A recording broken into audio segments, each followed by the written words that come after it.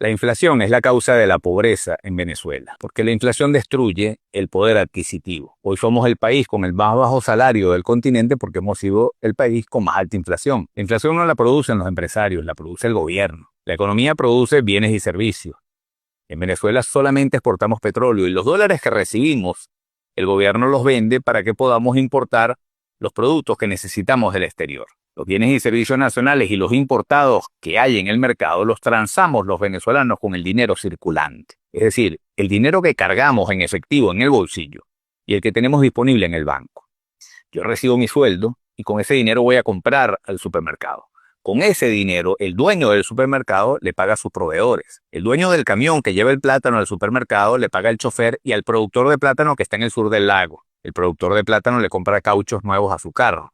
El vendedor de los cauchos sale a comprar dólares en el banco para importar más caucho. Así va circulando el dinero. Parte de ese dinero llega al gobierno a través de los impuestos que le cobra PDVSA y al resto de las empresas privadas, a la industria nacional, el comercio, y a los venezolanos a través del impuesto sobre la renta y el IVA. La economía tiene que producir para que el gobierno tenga dinero.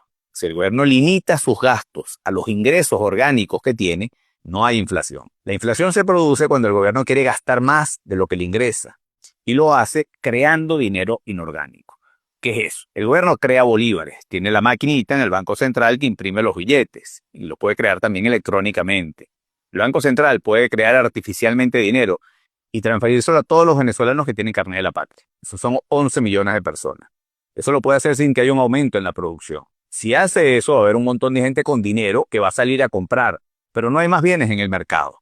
Los precios van a subir hasta que el dinero circulante vuelva a ser suficiente para las transacciones de bienes y servicios que el mercado ofrece. Si aumentas la masa monetaria con dinero inorgánico, suben los precios de todo, incluido el precio del dólar. Por eso el dólar cada vez es más caro. Todo se encarece y nos hacemos más pobres, porque el salario siempre va a subir por las escaleras y la inflación por el ascensor. Hasta 1974, Venezuela no supo lo que era inflación. Desde 1920 hasta 1974, la economía de Venezuela no paró de crecer y la pobreza lo que hizo fue disminuir de forma ininterrumpida por 50 años. En los 5 años de Betancur, la inflación fue de 1% y con Leoni 1.5%. Con Caldera subió hasta 5% anual y con Carlos Andrés Pérez I llegó a casi 10%. Ahí empezó a ser un problema. Ese año subieron los precios del petróleo y a partir de ahí el Estado lo que hizo fue crecer de forma desordenada. En este gráfico vamos a ver la inflación desde 1980 hasta aquí. 25% de inflación había en 1980. Esto es altísimo. Aquí se ve pequeño, pero es muy alta. Aquí hay 2 picos de inflación. Este es en 1989. Los precios del petróleo habían caído por largos años y el gobierno seguía gastando más de lo que le ingresaba.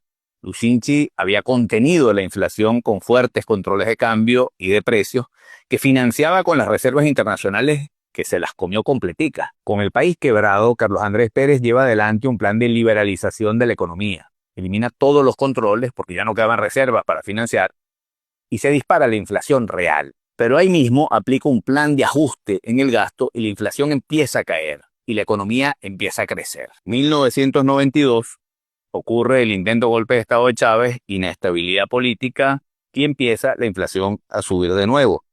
Caldera gana las elecciones, enfrenta una crisis bancaria terriblemente mal manejada, interrumpe el programa de modernización económica de Pérez y regresan los controles de cambio y de precio. Es todo este periodo donde la inflación no hizo otra cosa que subir.